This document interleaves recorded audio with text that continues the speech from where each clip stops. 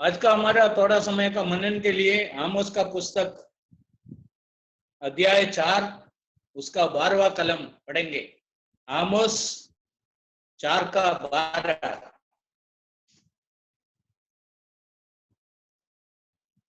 इस कारण हे इस्राएल, मैं तुझसे ऐसा ही करूंगा, और इसलिए कि मैं तुझ में ये काम करने पर हूं। हे इस्राएल, अपने परमेश्वर के सामने आने के लिए तैयार हो जाओ। चलिए आगे हम कुछ कलम नया नियम से भी देखेंगे। सब जगह में एक बात ज्यादा महत्व दिया है, तैयारी होना, तैयार हो जाना। दुनिया की इस जीवन में हम बहुत बातों के लिए तैयार होते रहते हैं। परीक्षा के लिए, यात्रा के लिए, इंटरव्यू के लिए, मैरिज के लिए, ऐसा बहुत बातों के लिए हम तैयार होते हैं। हमको मालूम है ये सब बातों के लिए कैसा तैयार होना है। इधर ईश्वर ऐसा बोला है, ये इस्राएल, अपने परमेश्वर के सामने आने के लिए तैयार हो जाओ। इस्राएल का जगह में हम हमारा नाम रखें, ये पढ़ेगा तो हमारे लिए ये काफी आशीष का बात बनेगा। एपीटी वर्गीस, अपने परमेश्वर के सामने आने के लिए तैयार हो जाओ। परमेश्वर कौन है? सबके लिए एक ही परमेश्वर है। कौन है परमेश्वर? सबका परमेश्वर कौन है? जिसने हमको बनाया और जिसने हमारा जरूरतों को पूरा करता है, वो है हमारा परमेश्वर। इसलिए कोई भी धर्म का हो, कोई भी जाति का हो, मनुष्य है तो उनका और हमारा ईश्वर एक ही है। हम सबको एक ही ईश्वर ने बनाया है। ईश्वर ने बनाया हुआ इस पृथ्वी में हमें रखा है। ईश्वर हमारा जरूरतें, सबका जरूरत है, कोई भी धर्म का हो, कोई भी देश का हो, सबका जरूरतें पूरा करते हैं। श्वासोच्छ्वास के लिए हवा देता है, पीने के लिए पानी देता है, खाने के लिए खाना देता है, देखने के लिए सूर्य का प्रकाश देता है, ये सबको देता है। इसलिए सबका ईश्वर एक ही है। ये लोग समझने का एक बात है। चलिए तुम्हारा ईश्वर, मेरा ईश्वर ऐसा कुछ है नहीं। एक ही ईश्वर है, वो सबका ईश्वर। दूसरा बात इधर है, ईश्वर बोल रहा है तैयार हो जाओ, तैयार हो जाओ। क्यों ऐसा बोला है? उसके पहले ईश्वर उनको कुछ विपरीत बातों के साथ, परिस्थितियों के साथ अपने पास बुलाया। जैसे लेके आप पढ़ेगा तो उधर खाना का अभाव हुआ, फिर भी उन लोग ईश्वर के पास नहीं आए। खाने के लिए कुछ नहीं था। ईश्वर को देखे प्रार्थना करने के बदले में, ईश्वर के पास आने के बदले में लोग ईश्वर के पास आने के लिए तैयार नहीं हुआ। आज भी लोग, दुनिया इतना संकट में है, फिर भी देखो लोगों का हृदय कितना कठोर है। लोग अपना पाप कबूल करने के लिए तैयार नहीं है, ईश्वर के पास आने के लिए तैयार नहीं, अपना युक्ति और बुद्धि इस्तेमाल करना चाहते हैं। और बाद में क्या हो गया? 8वां कलम में हम पढ़ते हैं, पानी का अभाव हुआ, बारिश बंद हो गया, पानी लेके आने के लिए बहुत दूर चले जाते थे, फिर भी ईश्वर के पास नहीं आया। और आगे हम बढ़ते हैं, उनका खेती सब सूख गया और 9वां कलम में टिड्डियां आके वो पूरा खा लिया, फिर भी ईश्वर के पास नहीं आया। फिर 10वां कलम में मरी फैलाए। आज वर्तमान में जो हो रहा है वैसा बातें हुआ, फिर भी ईश्वर के पास नहीं आया। और उनको 11वां कलम में बहुत सताया गया, शत्रु आके उसको बहुत सताया, फिर भी ईश्वर के पास नहीं आया। इसलिए ईश्वर उनको बोला, अभी जबरदस्ती तुमको मैं मेरे सामने खड़ा करना चाहता हूं, उसके लिए तैयार हो जाओ।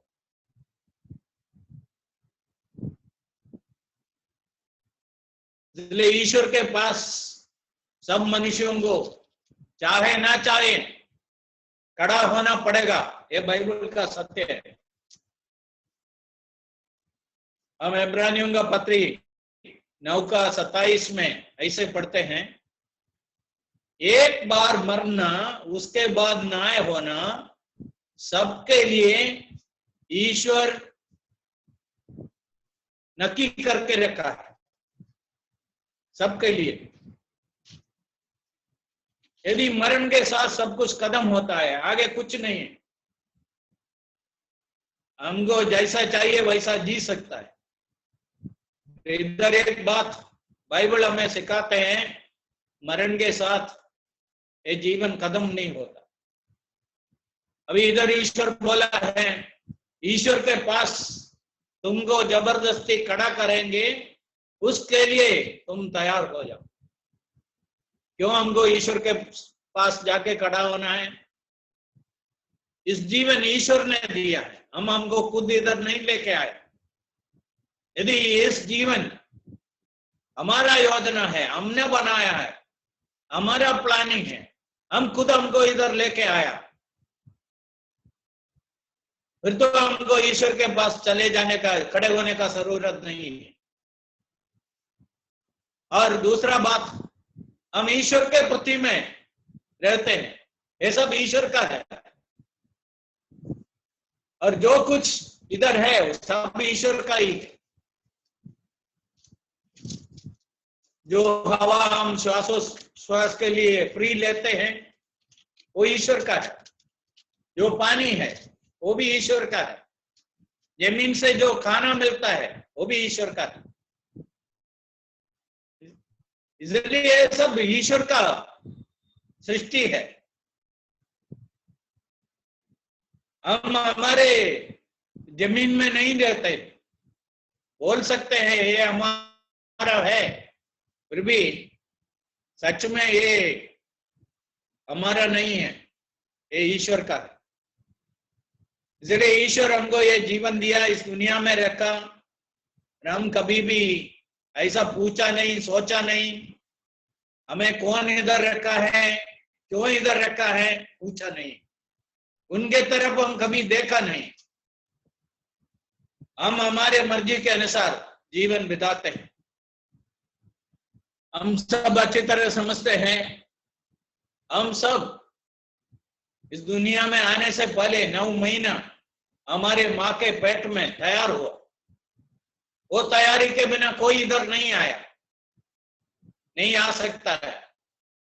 उस 9 महीने का तैयारी इस दुनिया का पूरा जीवन के लिए था, और इस दुनिया का जीवन आने वाला जीवन का एक तैयारी है।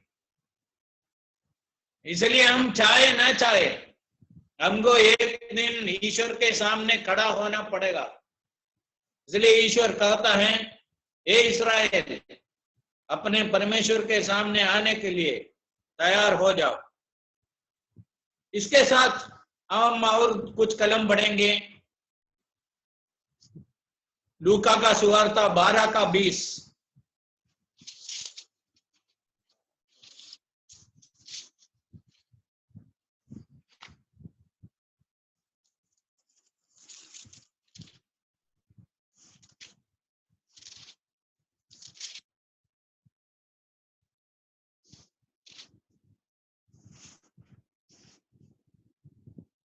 परंतु परमेश्वर ने उसे कहा, ये मूर्ख, इसी रात तेरा प्राण तुझसे ले लिया जाएगा, तब जो कुछ तूने इकट्ठा किया है वह किसका होगा। इधर मैं बोलना चाहता हूं, मरने के लिए तैयार होना है।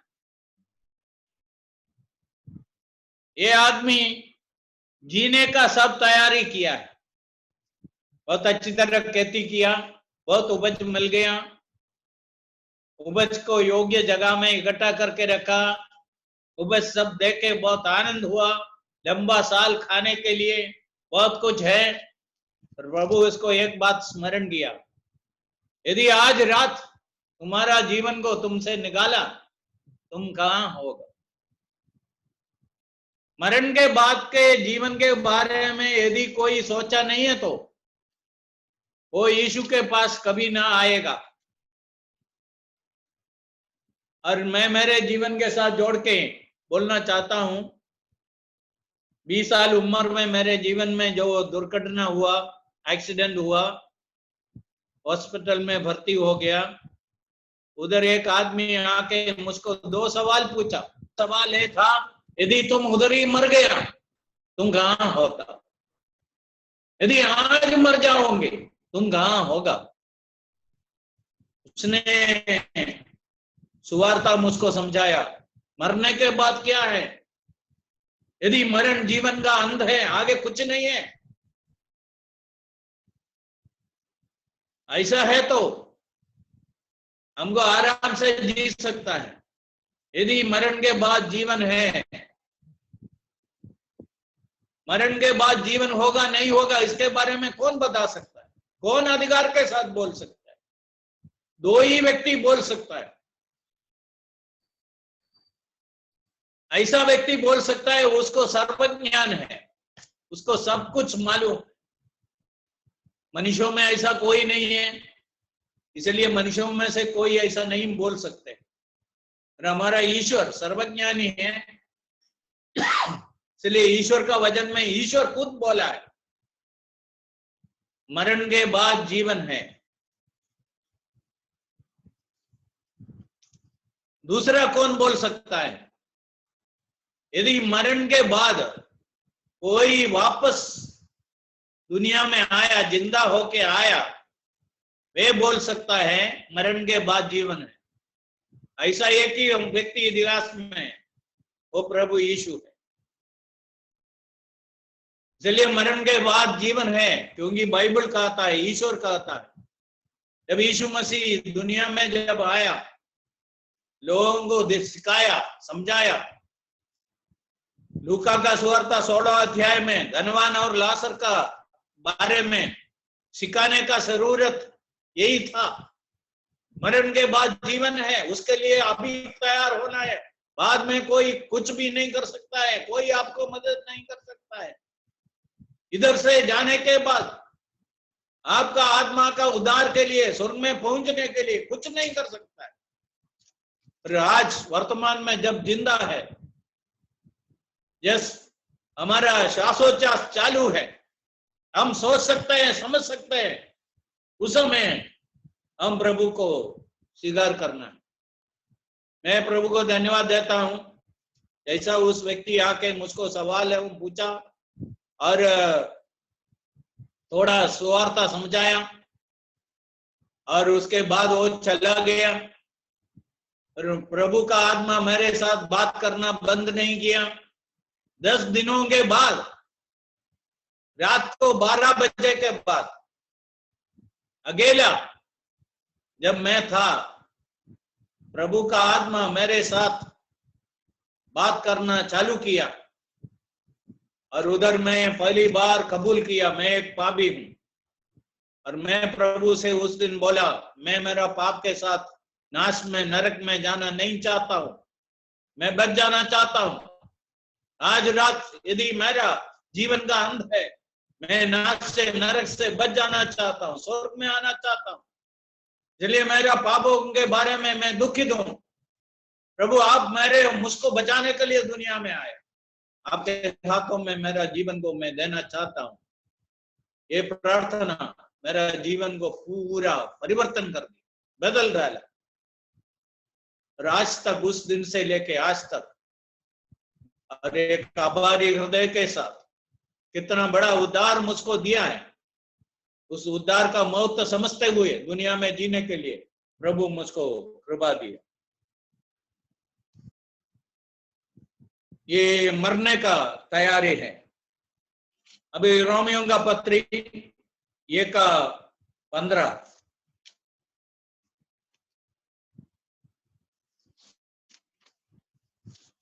Romans 1:15।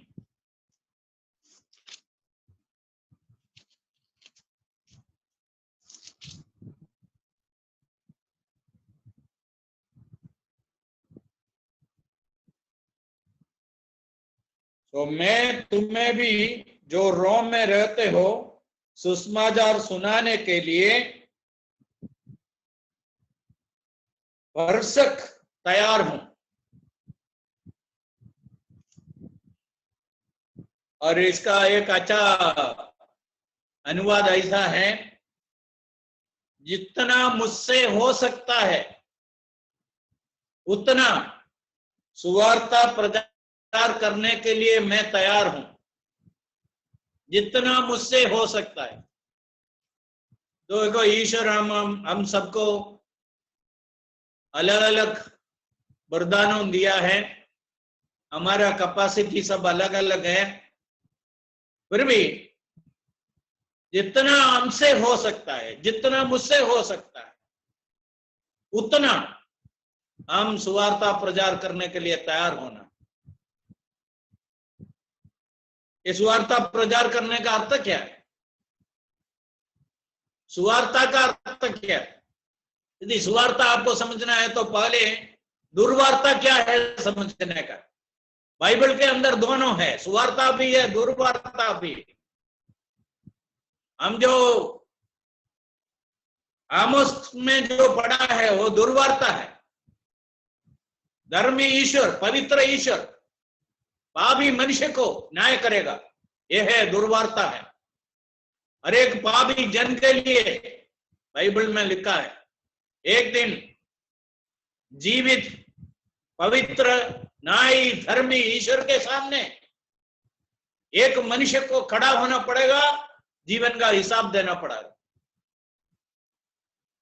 ये दुर्वार्ता है। और सुवार्ता क्या है? आज इस जीवन में एक व्यक्ति अपना पाप को कबूल करने के लिए तैयार है, उसको पाप का क्षमा मिल सकता है, ये सुवार्ता है। यदि सुवार्ता प्रचार करते समय में हम दो बातें करने का है, हमारे अनुभव से बोलने का है।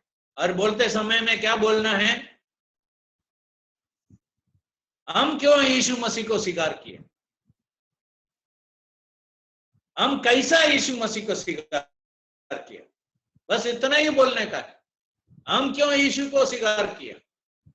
अभी भारत में रहने वाले लोग, उनको सोचने का है, 33 करोड़ देवी देवताओं को छोड़ के मैं क्यों इस यीशु के पीछे आया?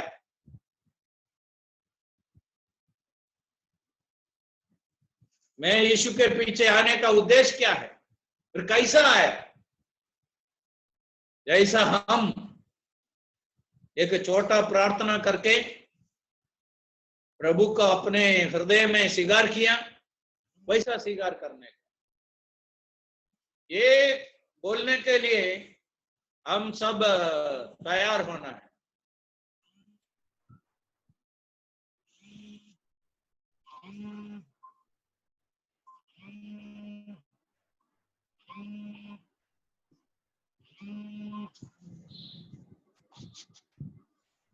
सॉरी, एक कॉल आया था, आपको डिस्टर्ब हो गया होगा,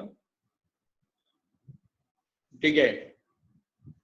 अभी सुवार्ता प्रचार करना है। हम क्यों इस यीशु को स्वीकार किया, कैसा स्वीकार किया, ये बताना है। मुझको इस यीशु को स्वीकार करने का क्या जरूरत पड़ा? अरे यीशु कौन है, मैं इस यीशु को क्यों कैसा स्वीकार किया, ये बताना है। ये रोमियों का पत्र 1:15 में पौलुस कहता है, जितना मुझसे हो सकता है मेरे शक्ति के अनुसार। 1 किलोमीटर जा सकता है तो 1 किलोमीटर जाना, ज्यादा लंबा दूर जाना है तो लंबा दूर जाना जा सकता है। सेंट थॉमस उस जमाने में केरला तक आया, सुवार्ता प्रभु, उनसे इतना हो सकता। पौलुस काफी जगह में जाके प्रचार किया, इसलिए जितना हमसे हो सकता है, शायद हमारे गांव में ही पड़ोसी लोगों के साथ थोड़ा दूर जगह में मित्रों के पास जाके, रिश्तेदारों के पास जाके, जितना हमसे हो सकता है हमारे शक्ति के अनुसार हम सुवार्ता देने के लिए तैयार होना। उसमें एक तैयारी है, वो तैयारी होने का, इसके लिए एक समर्पण होना है, एक बोझ होना। और हम आगे बढ़ेंगे, 1 पत्रोस 3:15 हम बढ़ेंगे। 1 पत्रोस 3:15।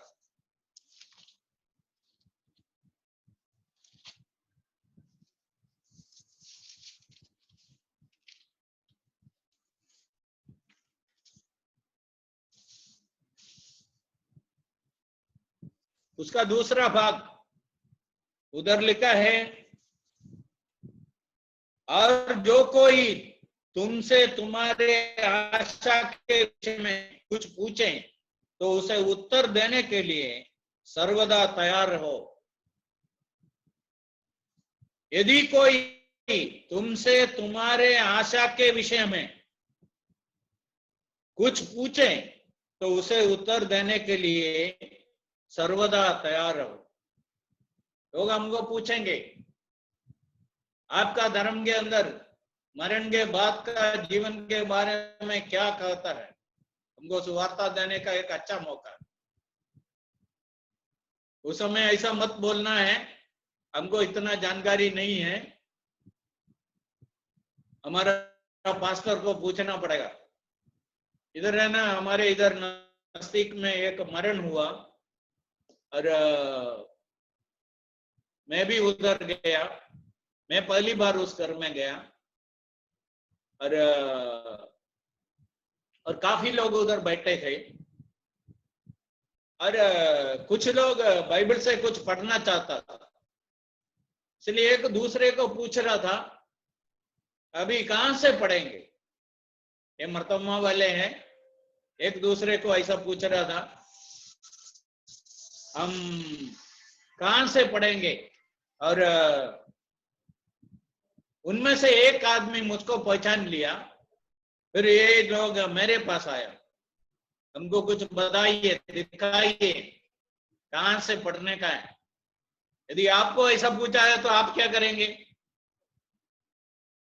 ऐसा कभी नहीं होना है, हमको मालूम होना है क्या पढ़ना है। 1 थिस्सलुनी 4:13 से लेके उधर पढ़ सकता है, हम लोगों को सुना सकते हैं। हमारा आशा के बारे में लोग पूछेंगे, मरण के बाद क्या है, इधर से लोग कहां जाते हैं, मरण हुआ तो क्या हुआ और उसके बाद क्या होने वाला है, ये सब उधर बताया। 1 कोरिन्थी 15 अध्याय पूरा मरण के बाद का जीवन के बारे में। भजन संगीता 90 हिंदी में मरण के बाद का जीवन के बारे में। इसलिए हमको उसके लिए तैयार होना है, उधर क्या बोलना है। इधर कोई हमको पूछते हैं, दूसरे लोग पूछेंगे, मुझको बहुत लोग पूछा है, हम आपके धर्म के अंदर मरण के बाद का जीवन के बारे में कुछ कहा है क्या? उधर हमको उनको बाइबल से कुछ दिखाने का अच्छा मौका है, उसके लिए हम तैयार होना है। और जो पढ़ के सुनाता है तो बराबर पढ़ के सुनाना। और हम आत्मिक जीवन में और थोड़ा आगे बढ़ा है तो उधर से कुछ बातें, खास बातें लोगों को दिखाने के लिए सीखने का है। इसके लिए एक तैयारी है। हमारे आशय के बारे में हम सोच भी नहीं सकते हैं।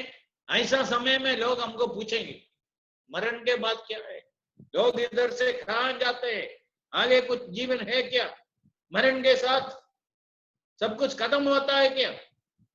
आप क्या सोचते हैं? आपके पुस्तक के अंदर, इस पुस्तक के अंदर इसके बारे में कुछ बताया है? हम जानते हैं अलग अलग धर्म के अंदर अलग अलग बातें इसके बारे में सिखाते हैं, क्योंकि उन लोग नहीं जानते हैं प्रभु उसके बारे में क्या, प्रभु का वचन में क्या बोला, नहीं जानते। इसलिए हमारा आशय के बारे में पूछते हुए लोगों को जवाब देने के लिए हम सर्वदा तैयार होना है। आगे हम बढ़ेंगे। दूसरा तिमोथी 4:2।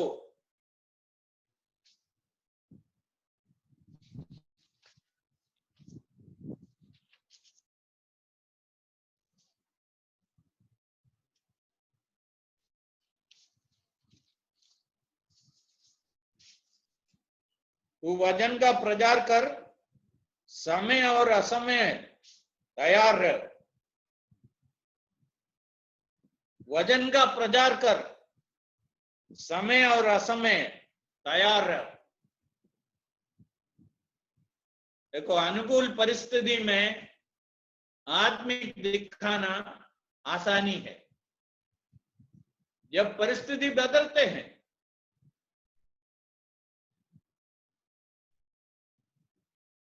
सब कुछ हमारा प्रतिकूल में होता है, तब प्रभु का वचन प्रचार करना बहुत कठिन है। इसलिए पौलुस इधर तिमोथी को बोलता है अच्छे समय में बुरे समय में प्रभु का वचन का प्रचार करने के लिए तैयार रहना। ये सेवकों के लिए परिस्थिति अच्छा नहीं होगा, चारों तरफ से कई प्रकार का समस्याएं हैं। इसके लिए पौलुस कितना बड़ा उदाहरण है। और फिलिपिया में उसको इतना मार खाना पड़ा, प्रेरितों का काम 16 अध्याय में, आखिरी में जेल में पकड़ के डाला है, पैर और हाथ सब बांधा हुआ है, और मध्य रात में दोनों ईश्वर का स्तुति किया, धन्यवाद किया, प्रार्थना किया। ये कौन कर सकते हैं? इतना विपरीत परिस्थिति है और अन्य देश में है और जेल खाने के अंदर है, शरीर में बहुत चोट लग गया है, इतना पीड़ाएं हैं, बंधन में है, अंधेरा में है। इसके बीच में गाना गाया, ईश्वर का स्तुति किया, धन्यवाद किया। बाद में क्या हो गया? बहुत बड़ा भूकंप हुआ। भूकंप होने के बाद जेल का अधिकारी उनके सामने आके पहले अपने आप को अपना गला काटना चाहता था, मर जाना चाहता था, आत्महत्या करना चाहता था। बाद में पौलुस को पूछा, ए साहिबों, हम क्या करें, मैं क्या करूं? पौलुस का जवाब, प्रभु यीशु मसीह पर विश्वास कर, तुम और तुम्हारा घराना उद्धार पाएंगे। देखो, उसको सुवार्ता दिया, रातों रात उसका बपतिस्मा भी किया। कौन सा हालत में? सब विपरीत परिस्थिति के बीच में। और बाद में 27 अध्याय में जब हम आए, उधर पौलुस जहाज का दुर्घटना में है, काफी रात दिनों से समुद्र में है, खाना नहीं है, लोग सब परेशान है। उस समय खड़े होके रोटी लेके सबके सामने ईश्वर को धन्यवाद किया, सबको खिलाया। देखो, यह है प्रभु का दास का आत्मधैर्य, ये हमारे जीवन में होना है। परिस्थिति बदलेंगे, आज विपरीत परिस्थिति में है, ये बदलेगा, और आज इस परिस्थिति में भी हम लोगों को सुवार्ता देने के लिए तैयार होना। इसलिए एक प्रभु का दास का जिम्मेदारी इधर है, अनुकूल और प्रतिकूल परिस्थिति में सुवार्ता देने का तैयारी होना है। इसलिए पौलुस बोला है, तिमोथी को बोला है, वचन का प्रचार कर, समय और असमय तैयार है। इसलिए वचन का प्रचार के लिए तैयार होना, फिर वचन का बराबर प्रचार करने के लिए वचन को हमको बराबर सीखना पड़ेगा, समझना पड़ेगा, और जितना टाइम मिलेगा उतना टाइम प्रभु का वचन के साथ प्रार्थना पूर्वक बिताना है। यदि कुछ बातें समझ में नहीं आया, प्रार्थना पूर्वक उसको बार बार पढ़ने का है। जिनको इसके बारे में अच्छा जानकारी है उनसे पूछना है, हमको तैयार करने का है। ये मरने तक एक प्रभु का दास को करना है। इस उम्र में भी मैं रोज बहुत तैयारी करता हूं, राज भी करते ही रहता हूं। इसलिए मेरा निवेदन है, आप में से जितने लोग वचन का सेवा करते हैं, जितना बाइबल पढ़ सकता है उतना पढ़ो, जितना बाइबल को याद कर सकता है उतना याद करो, और सीखो, समझो। इसके लिए बहुत तैयारी करना है, ये छोटा बात नहीं है, इसके लिए तैयार होना। आखिरी बात, मत्ती का सुवार्ता 24 उसका 44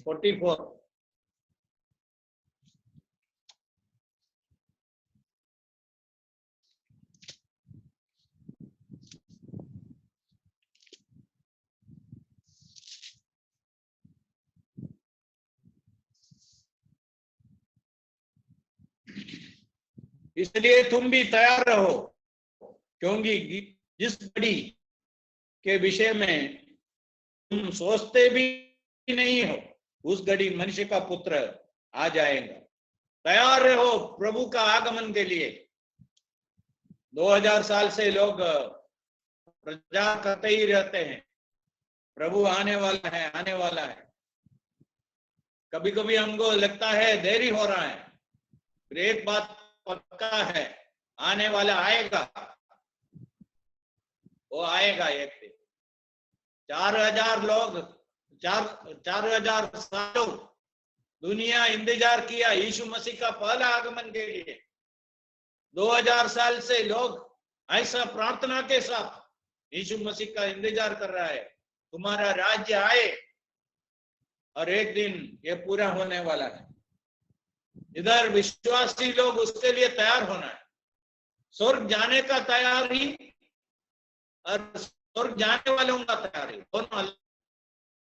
स्वर्ग जाने के लिए एक ही तैयारी है, वो क्या है?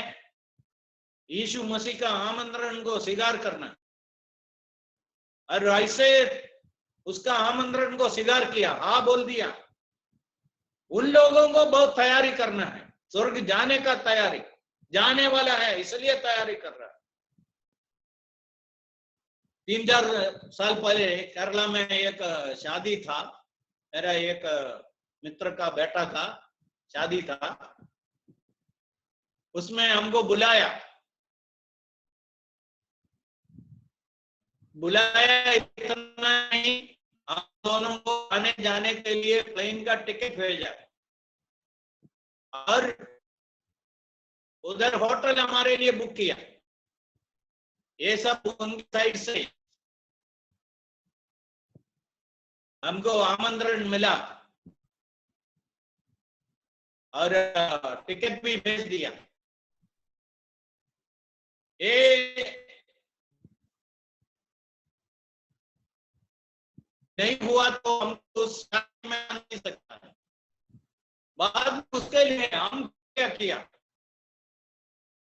हम कुछ अच्छा कपड़ा खरीदा, शूज खरीद लिया और इंतजार करने उस दिन के लिए एक एक दिन जब वो दिवस नजदीक आ रहा उसके लिए तैयार हो गए। इधर जो कुछ एडजस्टमेंट करना था वो सब करके हम जाने के लिए तैयार हुआ। ये है विश्वासियों का तैयारी। पहले जो बोला आमंत्रण और टिकट भेजना, हमें उधर पहुंचाने का तैयारी था, उनके साइड से था। और हमको एक बार टिकट भी मिल गया, पक्का हो गया, उसके बाद क्योंकि 2000 से ज्यादा इकट्ठा होने वाला बहुत बड़ा एक शादी था, उसमें जाने के लिए हम खुद को तैयार किया। यीशु वाला इसका क्या तैयारी है? विश्वासी की तैयारी क्या है? हम स्वर्ग में जाने के लिए अभी तैयार नहीं करते। यदि एक बार आपका जीवन को प्रभु के हाथों उसके सामने हाँ बोल दिया, आप स्वर्ग जाने लगे। क्रूस में जो चोर मरा वो यीशु को देख के ऐसा प्रार्थना किया। वो प्रार्थना करने के पीछे बहुत बातें हैं और यीशु के बारे में कुछ बातें वो समझ गए। यीशु कौन है? यीशु अभी इधर मरने वाला है, मरने के बाद उसका दफन होगा, बाद में उसका पुनरुत्थान होगा, वापस यीशु स्वर्ग में जाएगा। यीशु एक दिन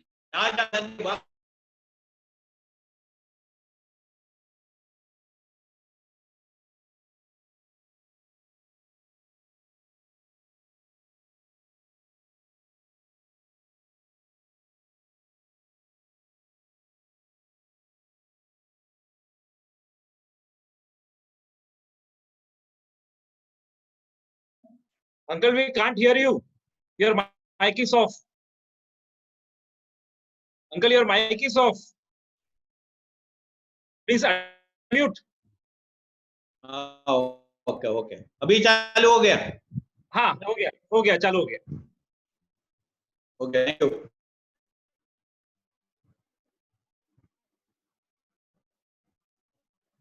अभी हमारा तैयारी क्या है? हमको तैयार करना है। क्रूस का चोर के बारे में मैं बता रहा हूं। वो अपने बारे में क्या बोला, सोचा अभी मेरा मरण इधर होने वाला है, मरण जीवन का अंत नहीं है, मरण के बाद जीवन है, दो में से एक जगह में जाना ही पड़ेगा। यदि नरक से बचना है, स्वर्ग में जाना है, तो इस यीशु के साथ ही जा सकता है। इतना समझने के बाद उसने प्रार्थना किया, प्रभु जब तुम तुम्हारा राज्य में वापस आए मुझको याद करना। यीशु क्या बोला उसको? उस समय देखेंगे ऐसा नहीं बोला, आज तू मेरे साथ परलोक में हो। एक पापी मनुष्य को स्वर्ग में जाने के लिए इतना एक छोटा प्रार्थना चलेगा। तुम जब तुम्हारा राज्य में वापस आए मुझको भी याद करना है। हम दोनों को ऐसा नहीं बोला, बोल नहीं सकता। ये एकदम व्यक्तिगत है। तो जीवन में ऐसा बहुत बातें हैं हम दूसरों के लिए कर नहीं सकता। श्वासोच्छ्वास हम दूसरों के लिए ले नहीं सकता है, खाना दूसरों के लिए खा नहीं सकता है, पीना दूसरों के लिए पी नहीं सकता है, आराम दूसरों के लिए हम आराम नहीं कर सकता है, पढ़ाई दूसरों के लिए हम पढ़ नहीं सकते। ये सब हम व्यक्तिगत जीवन में हम खुद करना है।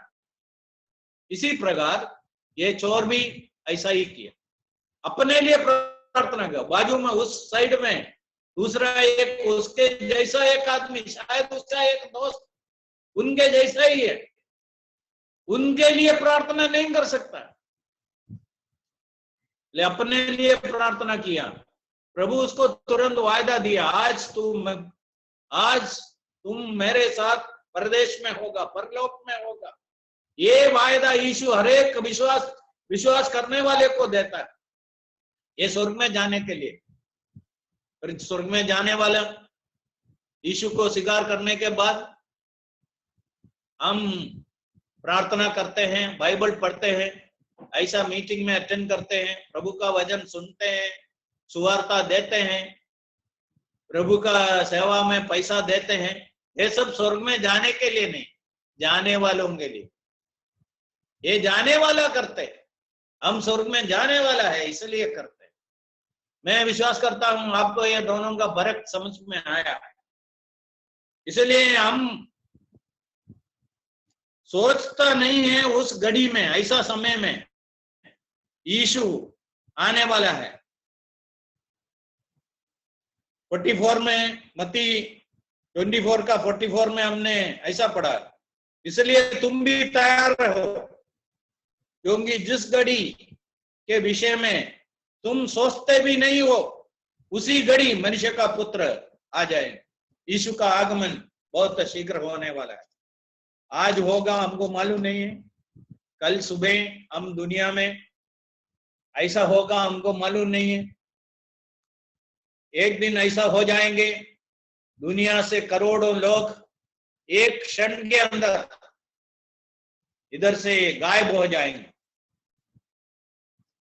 हम उस घटना के पास बहुत नजदीक खड़ा है और हम तैयार होकर रहे। इधर हमारा जिम्मेदारी कुछ भी हो, हम उस बात के लिए तैयार होकर रहना है। हम केरला से होने के कारण बार बार केरला जाता था। पहले इधर 3 महीना 4 महीना पहले टिकट बुक करना पड़ता था, नहीं है तो ये बच्चों का छुट्टी के समय में टिकट नहीं मिलेगा। और एक बार वो भी रेलवे स्टेशन में जाके 2 दिन और रात लंबा लाइन में खड़े होने के बाद टिकट खरीदता था, जाने का तैयारी।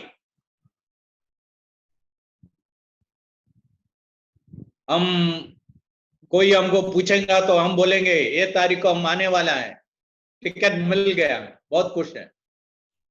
फिर भी जैसा मैं पहले बोला, बाद में ये 4 महीने के अंदर कितने लोगों को बोलते हैं हम केरला जाने वाला है, ये तारीख को जाने वाला है, और उसके लिए हम बहुत तैयारी करते हैं। कुछ खरीदने के लिए जाते हैं, दूसरे दोस्त को मिलता है तो बोलेंगे हम ये तारीख को जाने वाला है, इसलिए कुछ खरीदी करने के लिए आया है। चलिए, हम दुनिया में ऐसे एक झुंड है, इधर से जल्दी जाने वाला है। हमको अलग अलग जिम्मेदारियां दिया है। इस जिम्मेदारी के बीच में परिवार को चलाना है, नौकरी करना है, और बच्चों को संभालना है, घर का जिम्मेदारी है, अलग अलग जिम्मेदारियां हैं। उसके बीच में बार बार हमसे कहना है, शायद आज मैं इधर से बाकी प्रभु के लोगों के साथ इधर से जाने वाला हूं। ये विश्वास हमको होना है, इस विश्वास के साथ हम जीने का है। यदि प्रभु का आगमन का देरी है तो प्रभु जैसा हमको चलाए ऐसा हम आगे जाए। रोज हमको याद करके हमको याद दिलाना है, मैं इधर का नहीं हूं, मैं नागरिक हूं, मेरे लिए जगह तैयार हो गया है। यीशु शीघ्र उसका वायदा पूरा करने वाला है। ये विश्वास के साथ जीने, इसको प्रभु बोलता है हम तैयार होके रहने का। इसलिए स्वर्ग जाने का तैयारी और स्वर्ग जाने वालों का तैयारी, इधर स्वर्ग जाने वालों का तैयारी है। हम सुवार्ता प्रचार करते हैं, प्रार्थना करते हैं, बाइबल पढ़ते हैं, बाइबल का सत्य सुनते हैं और दूसरों को प्रोत्साहन देते हैं, और ये सुवार्ता का प्रचार में हमारा भाग हम पूरा करते हैं। ये सब स्वर्ग जाने के लिए नहीं, जाने वाला है, इसलिए हम कर रहे, उसका तैयारी है, जाने का तैयारी। प्रभु इस वचनों के द्वारा हमको आशीष करें, कुछ जीवन का तैयारी के बारे में एक विश्वासी का तैयारी इस जीवन में हम जब इधर है हम क्या क्या करना है उसके बारे में हम सोच रहा था। ये वचन का मनन मैं विश्वास करता हूं आने वाले दिनों में प्रभु का आगमन का देरी है तो हमारे आयु के बाकी समयों में हम सब इस बातों में ये जो हमने देखा है बातों में बराबर तैयार होके आगे बढ़ने के लिए प्रभु इस वचन के द्वारा हम सबको मदद करें। प्रभु का नाम का महिमा मिले।